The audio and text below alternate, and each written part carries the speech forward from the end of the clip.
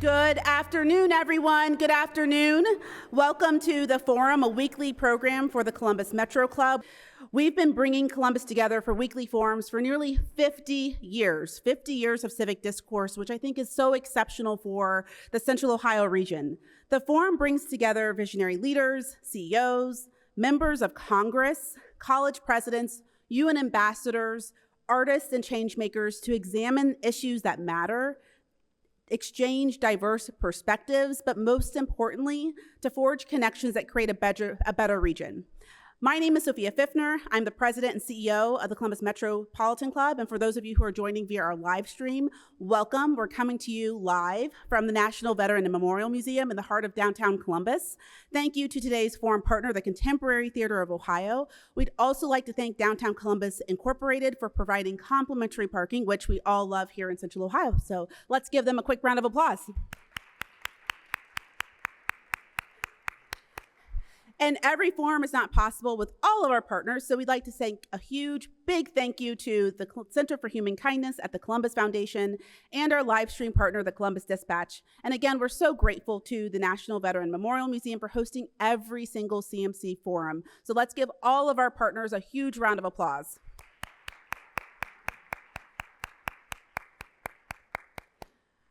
Okay, friends, welcome to this week's forum, Braids, Business and Belonging, Black Hair and Identity in Columbus. Hair is never just hair. It carries history, artistry, and identity. In Columbus, Black-owned braiding salons serve as hubs for entrepreneurship, but most importantly, as community, a space for belonging. Inspired by the Contemporary Theater of Ohio's upcoming performance of Jaja's African hair braiding, today's forum explores the cultural and economic significance of African hair braiding and the stories woven into every style. Jaja's African hair braiding, written by Ohio State graduate Jocelyn Biot, follows West African women building lives inside of a Harlem salon. We're so excited today for a conversation about beauty, about business, but most importantly about belonging, and how community spaces create the cohesion that connects all of us. So please help me in welcoming I'm just gonna take a moment here, this amazing panelist. Representing Ohio's 18th District, State House Representative Juanita Brent.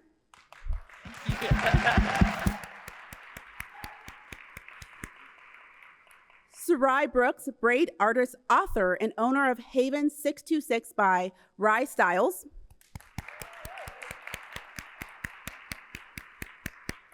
J. Avery Frost, Executive Director of the Central Ohio African American Chamber of Commerce.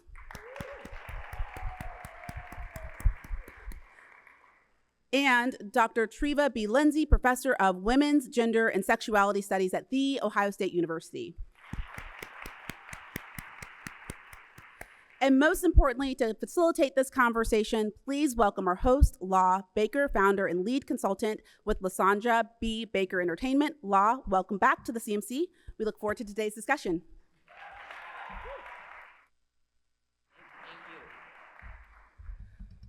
All right. Well, good morning, afternoon, and evening to whoever's listening, because the live stream is worldwide, because I'm a global phenom. So good to see you all. Thank you all for being here with us today. As Sophia said, I'm Law Baker, but I also have the honor and privilege of being the title character Jaja in Jaja's African hair braiding. So I would absolutely love to have you all in the audience participating with us. And this panel is gonna help kick it off because there's a lot of beautiful themes that is in this production, but it's really about identity, about culture, and sharing all the beauty that is within us on the outside as well. So I'm so grateful for all of you to be here and to be a part of this conversation with this illustrious panel. So I have a question. When we think about hair in this particular play, it is not just decoration. It is about language, it's about memory, and it's about economics, because let's get with it. The hair business is trillions of dollars. But are we always pocketing that money? Oh, let me talk about it. Oh, she said it. Yes, she did. So, Dr. Lindsay, from your lens, both as a scholar of Black expressive culture, how does Black hair function as both archive and resistance? All right, we just jumping right in today. Okay, Law. Good afternoon, good morning, good evening, everybody watching and in attendance here. I am struck by what we can ascertain from Black hair. And I mean that as an archive in and of itself of where we've been. It is a connection to diaspora. It is a connection to a political sense of self. It is a radical act, and by radical here, I mean getting at the root of. And so literally our roots are traceable, as well as our roots, our R-O-U-T-E-S, where we've traveled, styles that travel among us, how we think about ourselves, how we demarcate times and periods where we weren't unable to care for our hair in the way that we wanted to, the ways that we found subversion and fugitivity in the ways that we practice different hair things, the ways it's passed down between generations. I think of intimate moments with members of my family and doing my hair, greasing my scalp. Ooh, yes, the hot comb burning on it there, right? My just for me days, my lock days, all of these different processes that bind you to these incredible traditions of the ways that we engage with one another. And I think we don't often get to talk about the intimacy of those practices and the interior lives of Black folks. And those interior lives are where so much incredible intellectual thought, radical thought, expressive thought, joyous thought, angered thought, rageful thought, so much of that is happening in the spaces where we actually get to care for ourselves and then adorn ourselves and put on the mask, the warrior that goes out into the world that in many ways was not built for us, but we keep building. And so the hair carries those memories, it carries those traditions, but it also carries our futures with it as well. Our futures of intimacy, our futures of joy, our futures of rebellion, they're all contained in our locks. I love that so much, because I think about, yes, please do give it up. I mean, this Sister Bad, y'all should hear her talk all the time. She has a wonderful, wonderful podcast about feminism. It's beautiful. But when you think about just even how messages were weaved into our scalp, the design of braids told stories. And I love that you said the intimacy of it, because it was hidden to people who didn't understand the culture. Yes. And I think a lot of times as we think about right now, when we are expressing ourselves, we could say something or a glance or a look that is so intuitive and we know what we're talking about. And not everybody's been invited to the cookout. So when you think about that, how do we continue to show up and show ourselves and who we are as a culture without having to over-explain these things? So I'm gonna ask you that, and then I wanna ask Avery the same question. So I just don't, right? That's one way of thinking about this, but there is an intentionality to that kind of illegibility. So much of what we think about is the demand to be visible, to be seen, for our full humanity to be recognized and accepted. But part of that question for me always pivots back to accepted by whom? And what is it, the kind of recognition that we want? I love that there are glances, gestures, movements, certain things that will be unintelligible to other folks, that I'm not gonna explain, that you can't go to Urban Dictionary or any other site and figure out, because the subversive notes of Black existence are really important for refuge. They're really important for resistance. They're really important for when we wanna build the next thing, when we want to invest in creativity and be as innovative and as genius as Black can be. And I think that does require a lack of explication. There are many times where I love explaining, here are these histories, look at this archive, look at the history of Black entrepreneurs, and look how Black hair in particular build and can build wealth within communities, both in terms of financial wealth, but also knowledge wealth and creative wealth. But I also relish in the fact that there are certain things you will never know about this, because of the ways that hair is also about intimacy, interiority, and Black life. And Black life lived on Black lives' terms. I appreciate that so much. Thank you. Yeah, y'all can clap all the time. It's fine. Listen, I live for affirmation. But Avery, adding a little bit on to what Dr. Lindsay is saying, when you think about it, there's so much that people say are trends when it comes to Black hair instead of traditions and in the deep, intimacy and spirituality of it. What do we lose when people just reduce things to trends versus it being a tradition for us in culture? Well, honestly, I think that, and also good afternoon, everybody. Hi. But I feel like it allows people to erase our history and our traditions when we lean into that, because that's the point. The Eurocentric nature and all of the things that we went through to get here, and it's nothing about anybody's particular place right now. I'm talking about that journey that we went through, that y'all know what I'm talking about, where we had to have our hair straightened and we had to appear certain ways, and if your hair was curly and kinky, it was not right. But that is who we are, and we're basically bleaching it out of ourselves, right? And so that is, for me, that's what it is, it's erasure. And so, I've had a variety of hairstyles, don't get me wrong, and I took that whole journey.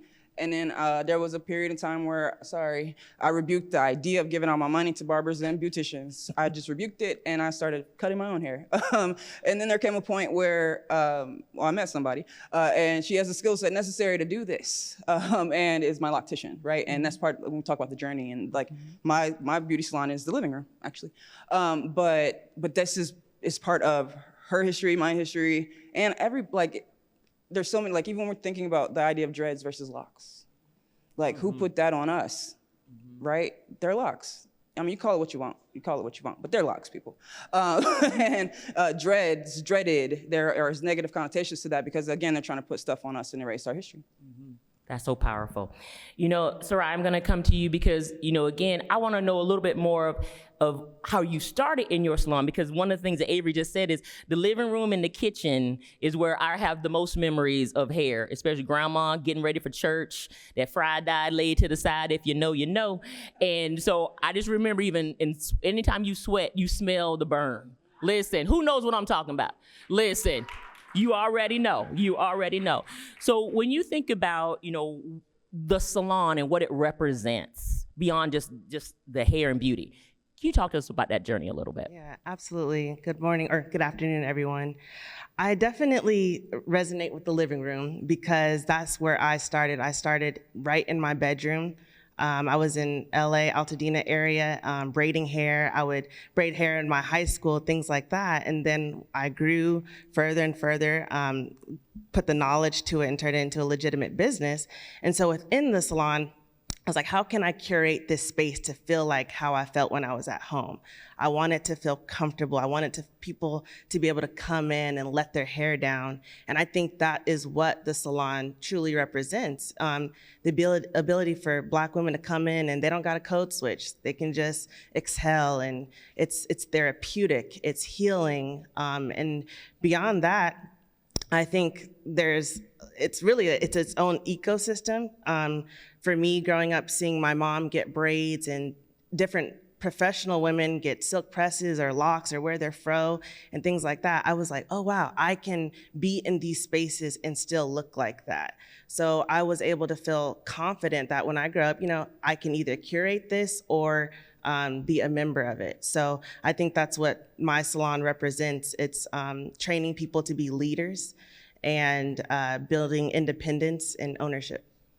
I love that so much about leadership. That's a beautiful thing. So for those of you who don't spend a lot of time in the salon, that was the original therapist. Listen, we tell them all our business. They probably know more than our spouses know. Listen, those are facts. But when you think about that, there is an empowerment that goes along with that. And so as a part of the hair journey, you are building a different way that you're coming out and leading in your own life. So I love that so much.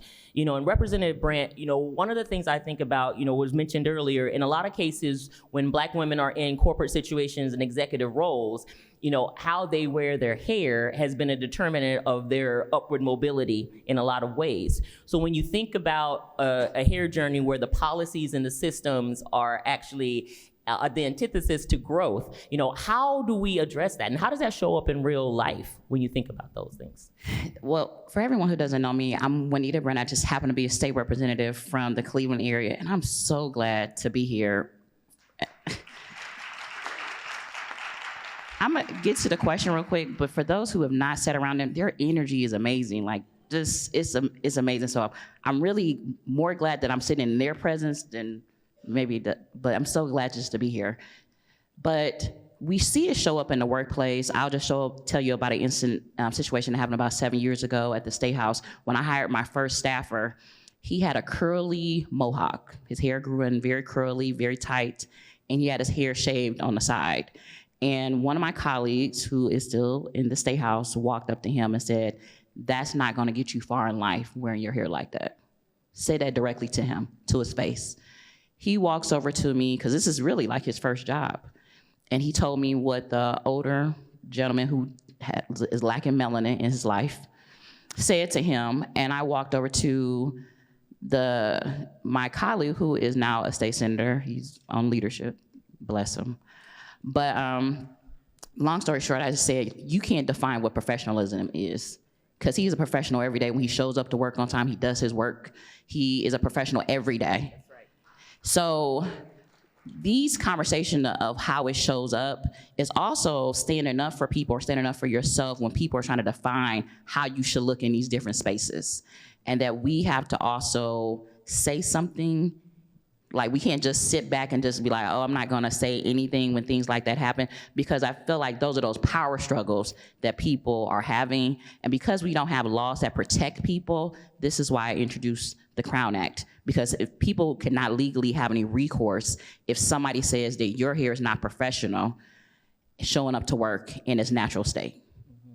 And can you honestly just elaborate just a little bit more on the Crown Act for those of you who are not aware of what the Crown Act is, please? Yes, so the Crown Act basically is saying right now here in the state of Ohio, it is legal for someone to discriminate against your hair in its natural state. If you're wearing braids, puffs, locks, they can legally discriminate against you. Like, you would not have any recourse if your job said, hey, I want you to straighten your hair, I don't want you wearing your hair in braids. There's no legal recourse in the state of Ohio if you wanted to sue.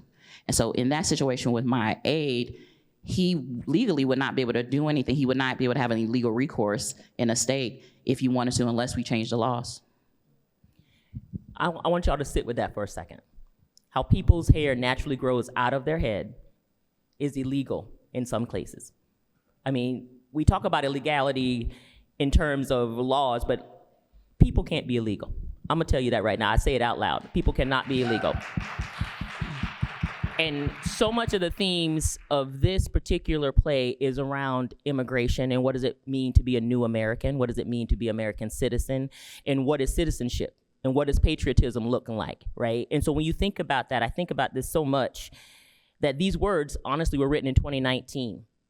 And when you literally pick this play up and put it in today and what is happening. And we're watching that happen in real time. You know, so I wanna ask back to Representative Brent for a minute. You know, when you think about legislation that is written that actually does not give life, liberty, and the pursuit of happiness for all, what is expected of us as citizens in this state, in this city, in this world, to stand up against those things that have systemically been put in front of us as barriers? We have to be consistent and stand up. And we're just gonna deal with a basic situation. I live in Cleveland, but most of the people that's in this room lives in Columbus. By a raise of hands, how many people have actually been to the State House? How many people, keep your hand up if you've actually testified at the State House. You see how many hands dropped? Thank you, good sis, for testifying. So we have to show up, but then we also have to make sure that we are applying pressure by testifying, because that helps folks like myself when we are testifying for a bill that's good, like the Crown Act, which I hope you testify for, or against other problematic bills that are at the State House. We have to be consistent, because what will happen is that people say, well, no one testified. We had a very problematic bill that was in education, and no one came and testified. Even the unions were scared to testify because they were scared of the repercussions. Yeah, please. And to speak to this idea of illegality and what we mean, I want to also invite us to consider what that means in terms who gets criminalized for the ways that our humanity shows up. So it's not only that your colleague wouldn't be able to go to a court of law and to object to this treatment, it's that he's profiled because of it. There are assumptions that are made about that. We know that Black hair ties into criminalization, racial profiling, brutality at its worst. And so I think we have to be very clear that what we're talking about is how anti-Blackness shows up. And anti-Blackness shows up in the policing of how we can and cannot wear our hair, that saying our hair in its natural state is not professional is also saying in a not so subtle way that how you show up is not fully human in the way that we want you to show up. It is a dehumanizing condition. And I think we have to talk about it with that level of gravity and with that level of seriousness, which makes a bill like this so important, but then also thinking about the cultural resonances of that. So it also impacts how our babies are treated in their classrooms, based on how they're perceived, based on how you walk down a street, or if something happens, who's presumed to be a guilty party. And that's from head to toe when it comes to Blackness, but the hair plays a significant role in that. So it is about changing the law, but it is also about a fundamental shift in culture in the ways that anti-Blackness shows up. Absolutely. Thank you for adding that, Dr. Lindsay. So, Sarai, I'm going to come to you, and it's a two-part question for you and Avery, especially because Avery, in your role as the executive director of the Central Ohio African American Chamber. When you think about Black women's labor, and especially when it comes to the beauty industry, right? You know, there's so much more labor intense that we do, and ownership is a lot less. But when you think about what it looks like to be an entrepreneur, especially in the hair business, so Rye, like, what has been some of the greatest victories you felt like you've had, and what are some of the biggest challenges that you've encountered? And then Avery, I want you to follow up with that question, is what you are noticing in terms of how businesses are supported and funded in the regular world until places like Freedom, Equity, and COACC comes into play. That's right, please. I would say when it comes to braiding specifically, which is my expertise, it's something that it's like innately given to us as Black women. Like, a lot of us just know how to braid, and oftentimes in cosmetology schools, braiding is not taught. So there's no regulation, there's no, way that we're supposed to create a business out of it. So I think that was the hardest struggle. It's like, okay, where can I go to do this legitimately? So I had to pull on resources. I had to really get out there and anchor my craft with lawyers, accountants, financial advisors, to really understand how to legitimize my business and create systems. A lot of times, we have that hustle mentality, and there's nothing wrong with hustling, but at the same time, if we don't have systems, then it leads to burnout. And a lot of what I've learned as I've grown is setting boundaries, being in alignment, and not being afraid to say no to certain things. My dad always tells me that, all money ain't good money. So you gotta be discerning and move forward in order to create progress. For sure. Avery, please. Yeah, so in my roles every day, for those of you who I don't know, I work every day to support Black business. So either with education, advocacy, access to capital, and access to contracts. So we have the African American Chamber, and then we have Freedom Equity, which provides working capital term loans to small businesses in Central Ohio. And so every day we get to hear and see the struggles of the businesses that we interact with. And the challenge is never lack of talent, never. That is not the challenge. The challenge is usually related to lack of exposure to business management techniques and processes like Sarai was just mentioning. But then also, you can get everything in order, and go to a bank who you may have had a relationship with personally, professionally, as a business for many years, and you don't have a relationship with them when it comes down to it, because you apply for capital and they don't see you and they deny you, and they probably will not speak to you. Because when we have seen, there have been what are they called when they go into the stores? Secret shoppers. Sorry.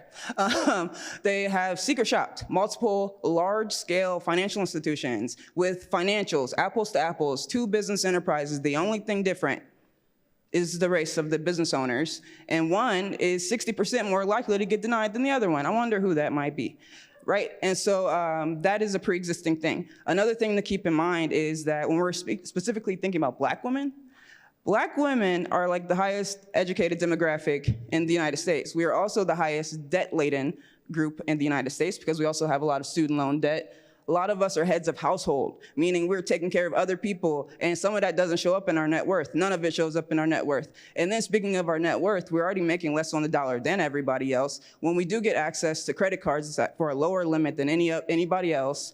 And then we have higher utilization because we got bills to pay. And then your utilization brings down your credit score. So then when you come to apply for financing, your credit score might be too low to get financing. That is what we deal with. So Freedom Equity was created to be an alternative. We're a community development financial institution that provides low interest, affordable, accessible term loans. And the idea is that credit score shouldn't really be a determining factor. 550 is our minimum credit score. We have seen people come below that. So what do we start doing? Financial literacy.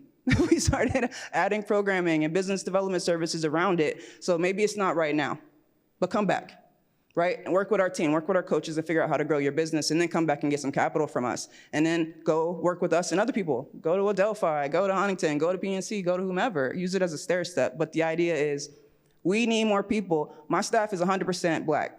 My board is 100% Black. We need more people that can commiserate and understand and can give people a chance. And so that's why our organizations exist. Yeah, thank you so much for that. Yes, absolutely, please.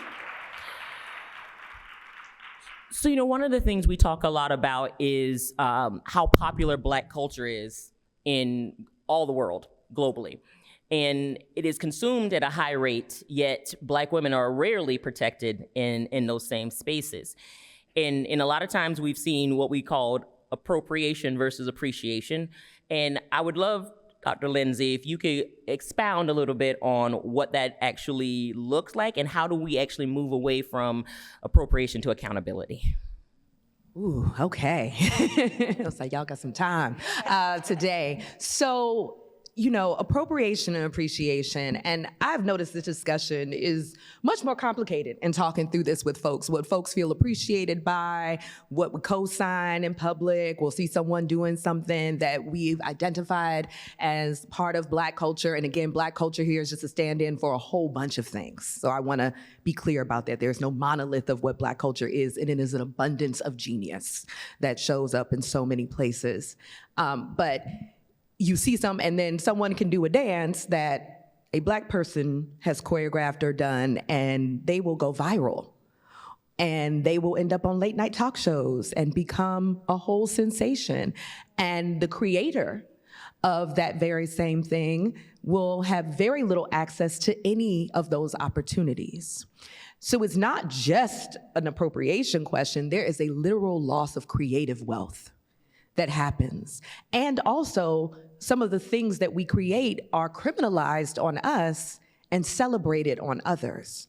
So the way that someone can have their hair or nails done, and there are so many ways that Black girls, Black femmes are policed if they got color in their hair, long nails that are exaggerated out here, and then you'll see it show up on a runway somewhere, and it'll be seen as high fashion, haute couture. And that same femme who had presented herself in that way is seen as unemployable, as someone who is difficult to work with, and someone who probably is up to no good. And so when I think about the argument about appropriation versus appreciation, I think there's all kinds of collaborative opportunities with Black culture. And I think Black people are some of the most inviting people in the world in terms of learning from and engaging with and spreading this. I mean, so much of US culture is rooted in what Black people do, what Black people cook, what Black people say. Gen Z slang is nothing but Black speak, Black queer speak more specifically. And so we know that that's happening. How do you then change the conversation from simply saying, this is really cool, to this is cool, and I wanna get to that content creator, I wanna get to that artist, I wanna talk to the person or the communities that help develop this so we can get some eyes on here. That's where we want that recognition. But again, we're so quick to invisibilize the humanity of Black folk, and so quick to understand that creative wealth is so easily accessible without ever feeling like you have to pay back into it. So there's a larger discussion about reparations, but there's a really important discussion about creative reparations that I think also has to be had in terms of how we understand the architecture of the world as a creative place and how much of that has been built by Black, Indigenous, and marginalized folks that people feel entitled to it. It feels as though not only should it be free, but it should be more profitable for those outside of that community, because it's just something you'll do and you'll just create something else. That's incredible. Please, Sarai. wanting to add on to that, I was thinking about within the entertainment industry, many of us are not sitting in those rooms in which they go over the script and create these styles. It's not us there. So when we look at a TV show, we're like, man, like why is her hair, not up to par? It's because we're not in those rooms to do it. So I think for us to, educating ourselves to be able to be in those rooms to make those decisions and put our imprint, because really it's our inheritance. This is, the aesthetic of our hair it's not a mood board. It's literally given to us to pass down and to show our creativity. So if they're gonna tap into our culture, we should be the ones hands-on. 100%. Yes, please clap for that. So Representative Brent, I have to imagine, as a Black woman in, the government of, any executive branch, it's very hard to see people who look like you, number one, in that space, and to know that many laws are created not with women centered and not with women in mind. When you take your charge and do your job every single day, how do you help shift that narrative where women can become more centered in these laws, because they're actually the ones holding up neighborhoods and communities? So that's always a good question. I told my caucus, I belong to the minority caucus, that Black women are the conscience of the State House. And so when things are happening in committee rooms, there's always at least one Black woman on each committee. It's definitely by design by our caucus, to make sure that at least one of the Black women are on the committees, because we become the conscience of the committee hearing. And because the things of accountability that we know that, and I hate to put that burden on us Black women, but we're gonna look out for everybody. If nobody looks out for everybody, the Black woman on a committee is gonna look out for everybody. She's also gonna make sure that there's amendments that are there to say like, hey, this bill can be problematic. How can we do less damage to hurt less people? How can we make sure that more people are accommodated for? And so they become the conscience of the whole State House. And you've seen that over and over again. If you look at Congresswoman Joyce Beatty when she was the minority leader at the State House, and everything that she did to increase the numbers of people who came there, or Congresswoman Amelia Sykes when she was there, they became the conscience of the State House while they were there. And you can just keep on naming so many more Black women who were very intentional about even laws that they introduced about making sure that it's illegal to domestic violence when it comes to dating someone. You become the conscious. And so we have to be very intentional about who we are having in the room, and that you are not just there, but you are being the conscious of accountability of actions. So that's always my purpose when I'm in the room, is to speak up. I appreciate that. That's usually all of our jobs, right? Every room I've ever been, they'll be like, "La, say it," and I will, but still somebody else can say it too, right? Sarai, for you, what is sustainability as a Black entrepreneur? What does that look like for you? I would say really being intentional about my business, having a business plan. Many of us, may not have seen entrepreneurship in our home. So really learning what that is and sticking to that plan. And then knowing our value and not being afraid to charge our worth, and keeping up with the economy right now. We're dealing with a big tariffs issue, and choosing whether to eat the cost or put it onto our clients. That's a heavy load, because sometimes even our clients, can't afford to pay more, and we want to service them. So we have to kind of levy that. So it's keeping up to date and knowledgeable with all of the access we have, and using those tools and implementing them into our business so that the systems that we have are automated and we're not burning out, like I mentioned before, setting those clear boundaries, and really using our community to build. So often we feel like we have to do things on our own, and I'm a lone wolf, I'm gonna rise to the top by myself. No, we can build together. We see law firms with 3 different last names. Why can't we do that together as Black women? Yes, love that. Absolutely. Thank you for that so much, Sarai. So it is CMC's longstanding tradition that we take audience questions, and so this is where we get interactive. So we're gonna move from questions from our live stream and in-person audiences in just a few minutes. So remember, communication is a two-way street, and if you have a question for our panelists, now is the perfect time for you, if you're in the room, to head to the microphone to my left, and if you are on the live stream, you can type it into the chat. And so before we turn it over to Doug in the audience, I have one more question for each of you. So thinking about, in your perspective, industries and where you stand, what is one action that people listening online and in this room can do today to further advance the appreciation, respect, and valuing of Black women? That's right, it's heavy, because that's what I do. We can start with, I think a very easy thing you can do that costs you no money is be more respectful. Simply, I'm sorry. Yeah, thank you. I hope this lady watching. I was driving and sorry, I don't know her name, so I can't call her out by name, but she knows me. I pulled into the Wendy's yesterday to get me some lunch. I'm hungry, and for no reason, this woman who does not resemble me in any way, slow walks herself, glaring at me across, and then gets onto the sidewalk and then glares at me and catches my eye so she could see me glaring at her. I had to think of my mother and all my ancestors because I was almost arrested in the Wendy's on South High Street. So what I would say is just be more respectful, please. Like, we're people too, and we're always the caretakers. We're always making sure that people is good, but y'all are really not making sure that we're good. And that's all I got. I'll go next. And it made me almost cry when you said that, because the first thing that came to my mind is showing up for Black women in these different spaces as an ally, and even sometimes Black women need to learn to show up for themselves.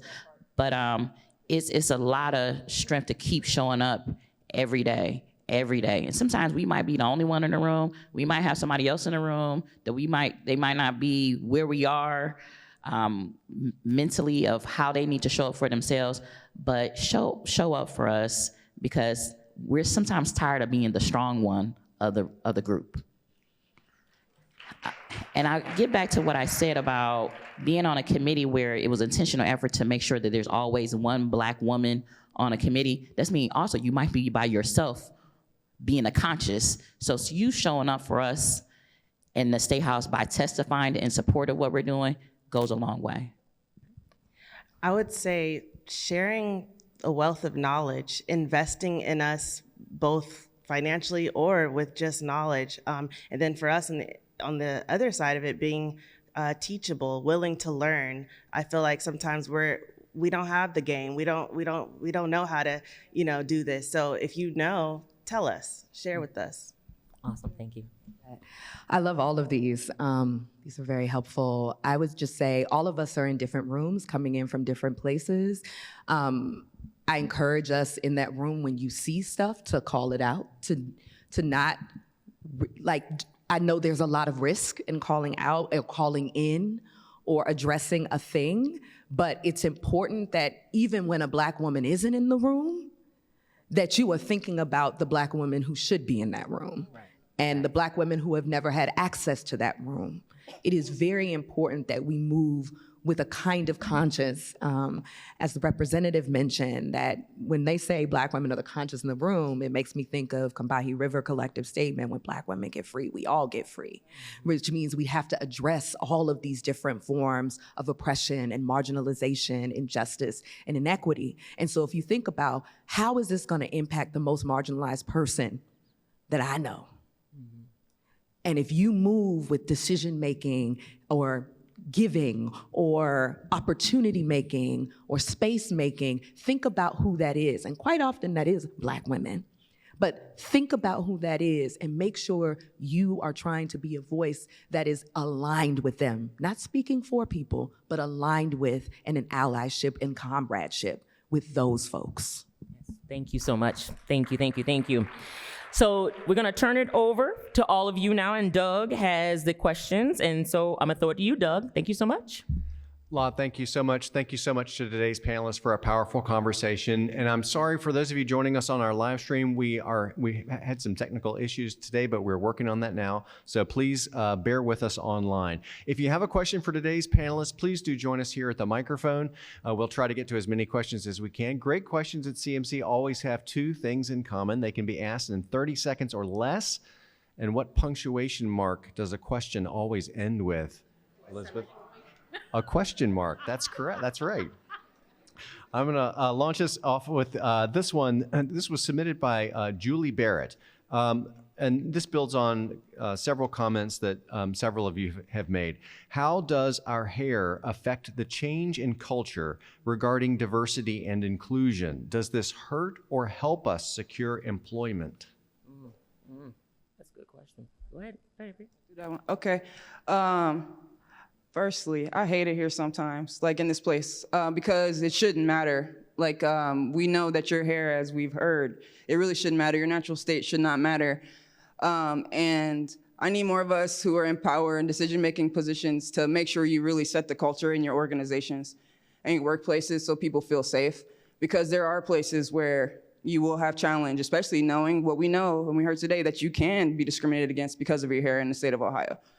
There are people who may have lost their jobs over the last year and a half. There are people who will lose their jobs. And so as private employers, as public spaces, the city is a great place to work and stuff.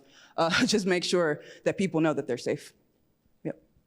And I was just gonna say, our hair doesn't need to be managed. It grows out perfectly how it should, and the way we style it doesn't define us professionally. Our professionalism comes from our skill, our etiquette, our education, all of those things combined, and how we wear our hair is just how we show up for ourselves. Good morning, ladies. Real quick, this does end in a period, but thank you all for everything that you do. I'm so appreciative.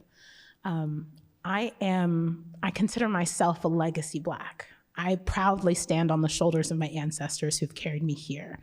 While I try really hard not to act entitled, I also want to make sure that I progress our purpose, our cause, our resistance. But I want to do that without being the meal of the world. It is us as Black women who must do the consistent work of being the conscious and must do the consistent work of being beautiful in our own special way, but try really hard not to be devoured by the systems of this world.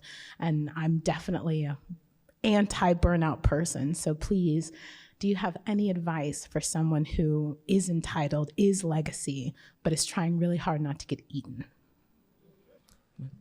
At the Say House, I'm gonna tell you what I did last night so I would not get burnt out. Me and all the Black women legislators got together for dinner. Most of the time we don't see each other during the day, and having people pour into you and reset you and love on you is a way to kind of make sure you don't deal with that burnout, because you have to show up as your best self. So making sure your cup is full, making sure you are having people pour into you every day. That person who can call you and be like, are you good? Did you eat today? Did you take your vitamins? Make sure you take your vitamin D because we're deficient on that.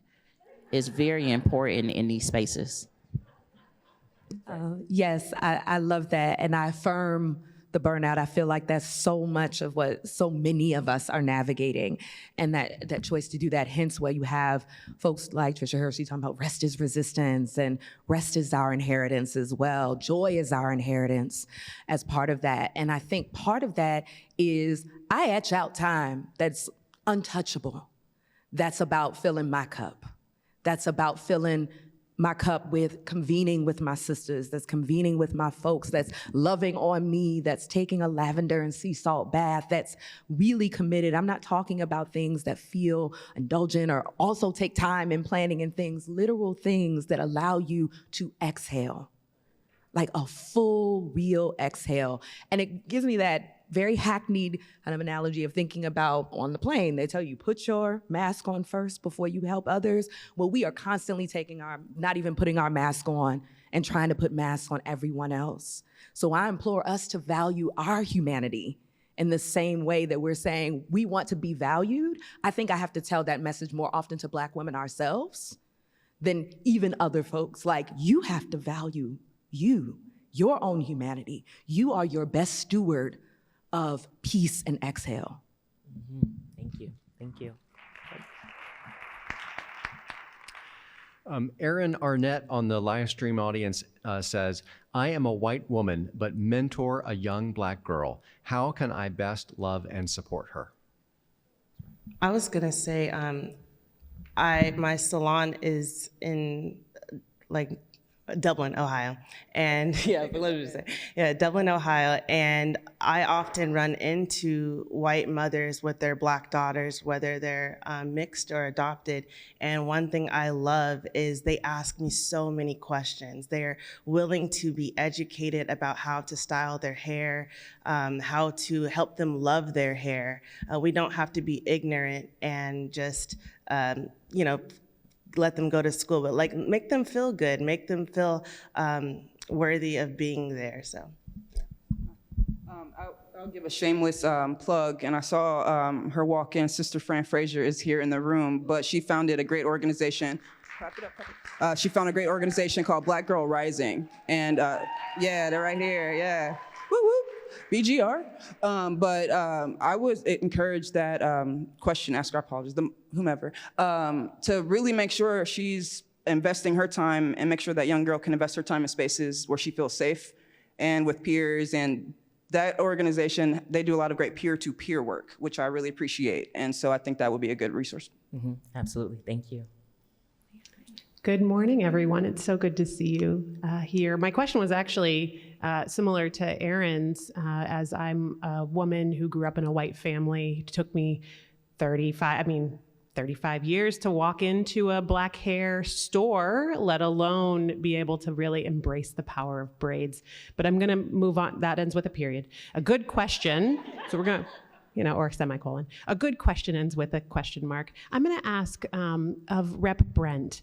We see in the State House some movement on legislation, but we've got a lot of women across the state of Ohio in our most local offices who are facing similar discriminatory action. So what advice would you give to our most local elected officials, school boards, city councils, township trustees, women, Black women who want to stand up and represent and impact their local community, and how to show up and how to be able to make sure that their voice is being heard in this love for others? Thank you for that question. When I first ran for office, everyone told me to straighten my hair. And I realized I was not authentic to myself. Being authentic to yourself will allow you to get up and have peace with how you show up in those different places. For those who are local electeds, pass the Crown Act. Pass it for the kids in your school that do not have any legal recourse, and show up as your authentic self. If it's in locks and braids, because people appreciate you more, way more, when you show up as yourself, when you are comfortable in your own skin. And if you're still trying to figure it out, find some people around you that can pour into you, or you keep telling yourself till you start believing it. But we have to show up as our authentic self. And to this day, I met a candidate just recently, Black woman, who went and got this weave. Hey, if you want to weave, hey, that's fine. There's nothing wrong with getting a weave.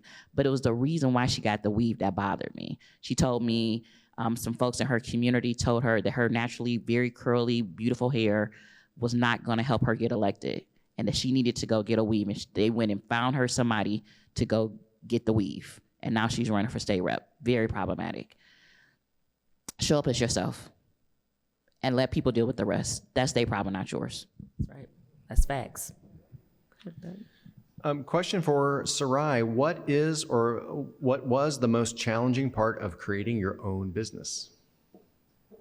I want to think about that. The most challenging part. I would say,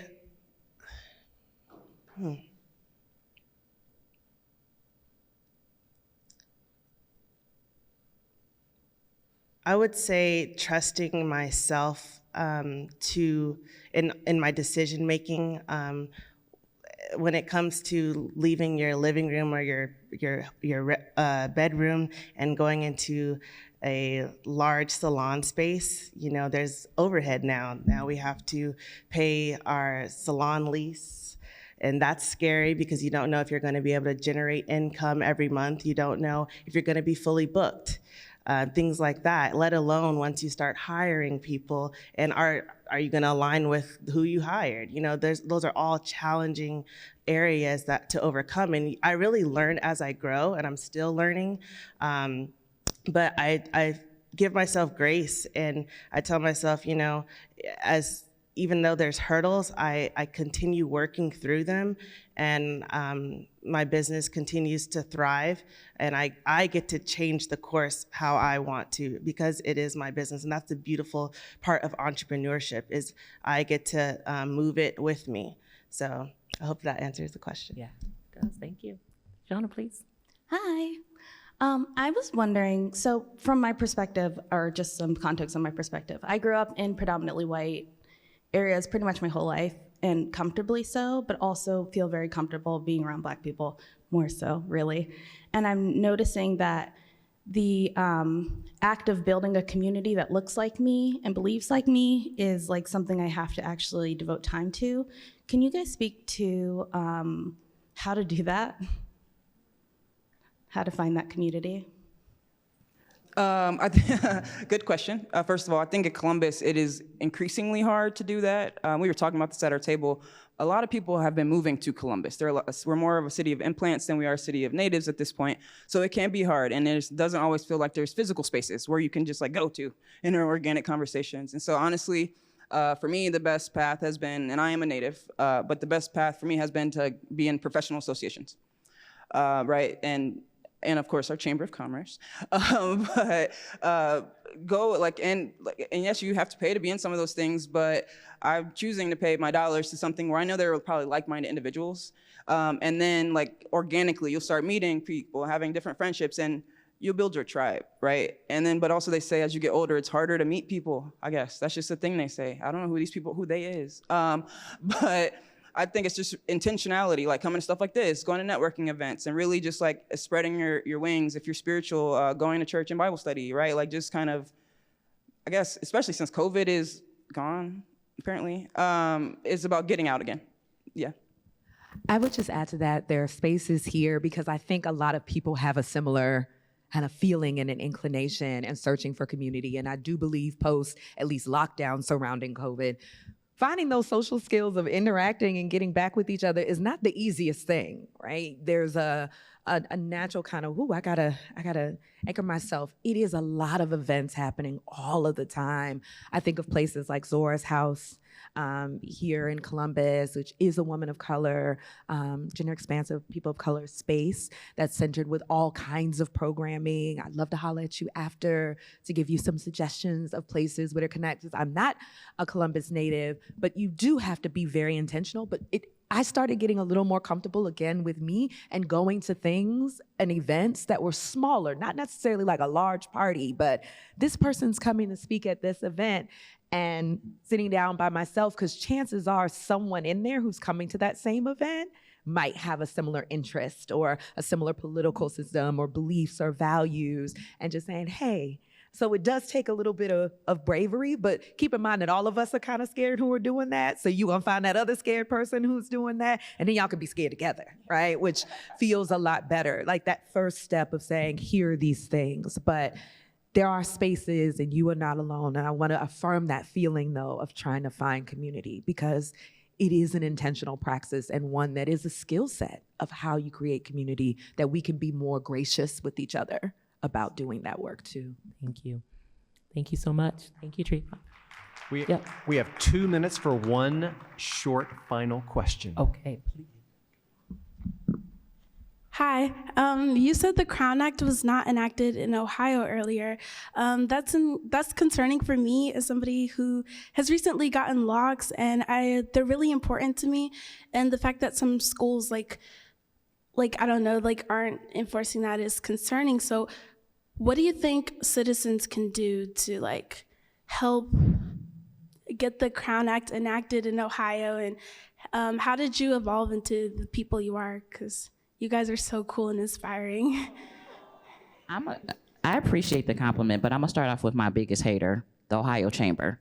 They came out in opposition to the bill because they felt like it'd be very problematic for businesses within the state of Ohio. Imagine you doing a bill and you have the Ohio Chamber, which most businesses are a part of, and they come out in opposition of it strongly, like big guns in the committee room against it. So we first got to address our haters. Please shout out to the Ohio Chamber and let them know that we want to pass the Crown Act in the state of Ohio. Vigilance, vigilance, vigilance. Be a thorn in their sides and keep with your beautiful, welcome to the Lockstar journey. It is a beautiful journey. Your hair is beautiful. And we got your back. So I think it is also the commitment of the folks in this room, the folks online, the folks who will watch this later, to remain that we got each other in this, and we're going to continue to fight for this. So you are not alone, and that beautiful hair will be in any room you want to be in. Beautiful. Thank you. Thank you so much. That is unfortunately all the time we have for today, and I'm going to welcome Sophia to close us out. Thank you. All right. Well, I hope everyone found today's conversation enlightening. I especially enjoyed all of the questions and all of your knowledge and wisdom that you shared with all of Central Ohio. As the CEO of the Columbus Metropolitan Club, this is an organization that's been around for 50 years. And this conversation was really important to me personally because I've had a lot of roles where I've been in rooms where individuals do not look like me, are not my gender, do not have my background or my shared heritage. I've been told, I competed in pageants for nearly 20 years, and I've been told multiple times that my hair is not right, that it's not the right style, that you can't compete, you can't be on the stage because it's not straight, it doesn't bounce the way that it's supposed to bounce. I can write a book. When I started this position, it was very important to me to show up as myself. You mentioned, Representative Brent, to show up as yourself. I wanted to show up fully as myself because every week we have conversations, not like this. Sometimes it's about economic development with the Ohio Chamber. Sometimes it's with individuals from our business community or from government or from nonprofits. And it was really important to me to make sure that I was showing up as authentically as I can because there are people who are watching. And I want you to know, young women who are sitting right here in the front, that your hair is absolutely beautiful, that you can be whoever you want to be, and that you deserve to be on this stage too. So I am so thankful to the Contemporary Theater for bringing this to the Columbus Metropolitan Club, for the Downtown Columbus Incorporated for providing parking, for the National Veteran Memorial Museum for giving us space, the Center for Human Kindness at the Columbus Foundation for believing in conversations just like this so we can carry on our mission, and the Columbus Dispatch for helping us with our live stream. But most importantly, I'd like to thank our panelists, Representative Juanita Brent, Sarai Brooks, J. Avery Frost, Dr. Treva B. Lindsay, and our host, La Baker, for an exceptional conversation today. Let's give them all a round of applause.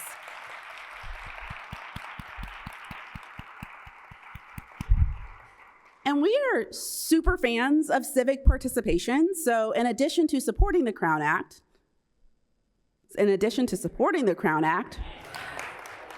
we want, if you're interested in continuing your education around Black hair, we've partnered with the Columbus Metropolitan Library. They've recommended Twisted, The Tangled History of Black Hair Culture by Emma Dabary. So feel free to check that out. And everyone, please come back next week. We're hosting another conversation, The Ambition Gap, Why Women Are Advancing Less, and what leaders can do about it. So please join us next week, Wednesday, and thank you so much for being here today.